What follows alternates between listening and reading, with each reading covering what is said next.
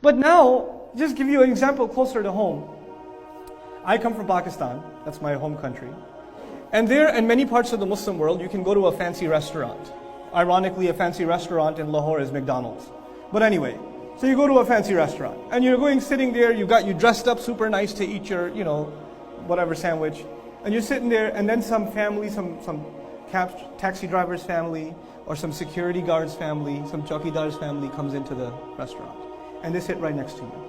Now you're dressed all nicely, and your family's dressed all nicely, and you've got your SUV outside and all this stuff, and these guys came on bicycles, they were in dirty shalwar kameezes, and they're sitting next to you, speaking loud. They're really excited to be in this restaurant for the first time. Their dad saved up for a few months so he can take them on a treat. And the family that's sitting there, the posh family that's sitting there, is getting uncomfortable. And they're looking at them like, why are they here? What kind of people do they let in this place? Ugh. Even if they don't say a word, their face is sukhriya. Their face. This is the religion of Muhammad sallallahu alayhi wa sallam, where everybody's treated equally. You can't even look at another Muslim equally. What are you talking about non-Muslims? You can't even look at another Muslim. And this is a fundamental teaching of our deen. Fundamental. All human beings are equal. They're all children of Adam alayhi salam. Something's wrong in your not only your thinking, your belief, if you can think of someone as inferior. There's something seriously wrong with your iman. Not to mention the lack of love you may have for Rasulullah sallallahu alayhi wa sallam. لا يسخر قوم من قوم ولا نساء من نساء عسى أن يكونوا خيرا منهم. He added, it may be the people you're making fun of are better than you. ولا نساء من نساء. Don't let women make fun of other women. They may be better than them. Better than them how? The girl says, what do you mean better? Look at her clothes.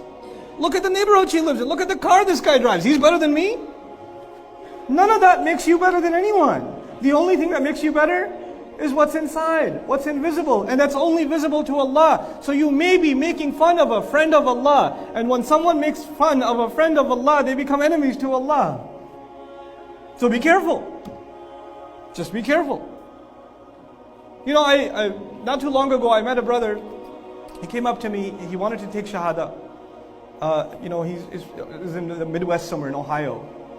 And he told me that he's been white guy, he's been a bartender for his whole life. And I don't know how he found one of my videos or something on YouTube. And he starts watching a bunch of them. And he went through the entire Juz Amma tafsir that I've done podcast, which is complicated, but he went through the whole thing. Sitting in the bar, just plugging in the ear, and he's pouring drinks for his friends. 6 months. Took Shahada. On his own. No Muslim around him. Actually, he did tell me he has some Muslim friends, regulars at the bar. He asked them a few questions about Islam. So he takes Shahada and he says, I'm ready to leave this life. I haven't had a drink. A bartender hasn't had a drink for 6 months. Hasn't had a drink. When you look at him, you're not going to know this guy has taqwa. But I can guarantee you, that man has more taqwa than most of us.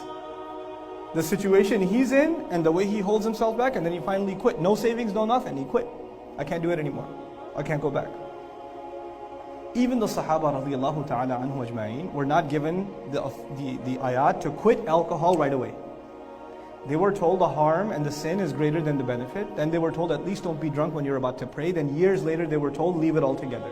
Allah did not reveal one time leave alcohol. And this man left alcohol on his own once he heard about Islam. Subhanallah. That's taqwa. But when you look at him, you wouldn't know. You'd have no idea. Don't put people down. Don't think of them as less than you. They may be way better than you are. عَسَىٰ أَن يَكُونُوا خَيْرًا مِنْكُمْ عَسَىٰ أَن يَكُنَّ خَيْرًا مِنْهُمْ. Then he goes on and he says, وَلَا تَلْمِزُوا أَنفُسَكُمْ. Please pay attention to this part, folks. The ayah is almost done. وَلَا تَلْمِزُوا أَنفُسَكُمْ. It's all one ayah, which means it's one teaching. It's one piece of wisdom from Allah. He says, لَا تَلْمِزُوا أَنفُسَكُمْ. Al-lumaz in Arabic, or lams, they say, is actually bil'ain. The way you look at someone, or you wink at someone, or you raise your eyebrows and go, No words. No words. Just facial expressions. Did you know in the Quran, some of the people that Allah punishes the worst, their crimes are described as their facial expressions? ثُمَّ نَظَرْ ثُمَّ عَبَسَ وَبَصَرْ ثُمَّ أَدْبَرْ وَاسْتَكْبَرْ. He just stared. The way you could stare at someone to make them feel stupid. Somebody's trying to tell you something, and you're like, Huh? You know what they're saying, but you want them to feel dumb. So you just, or you're avoiding eye contact like you're not even listening. Somebody says salam to you and you're like, when you do that, that's lumaz.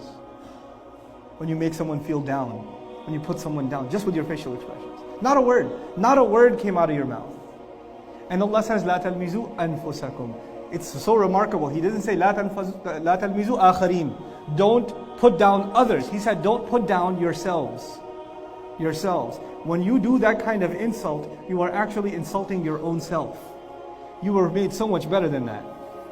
You're insulting yourself and you're inviting others to do that to you. When you treat someone in that way, then you are asking for yourself to be treated that way.